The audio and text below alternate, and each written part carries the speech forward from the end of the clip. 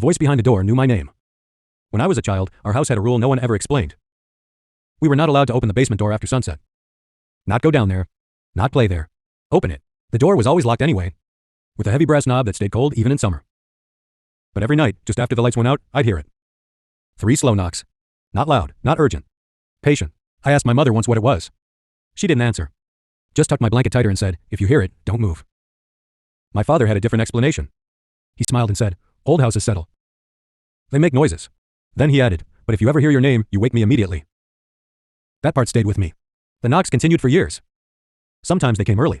Sometimes they waited until the house was quiet, enough that even my breathing felt too loud. They never came during the day. When I was 12, my parents went out one evening and left me alone for the first time. I remember feeling proud, grown, trusted. The knocks started earlier than usual. 1, 2, 3. Then something new. A voice. It sounded like my mother. Soft, careful, right on the other side of the door. Sweetheart, it said. I forgot my keys. My heart slammed against my ribs. I stood at the top of the basement stairs, staring at the door. Then I remembered my father's words. If you ever hear your name. The voice sighed. This time it sounded like me. Crying. I backed away and locked myself in my room until my parents came home.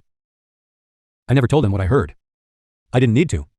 The look on my father's face when he saw the basement door handle smeared with fingerprints told me everything. Years later, after my parents passed, I sold the house. The realtor asked if I wanted the basement inspected. I told her yes. When they opened the door, the smell hit first. Damp, old, wrong. The basement was empty except for the walls. They were covered in names, hundreds of them, carved deep, including mine.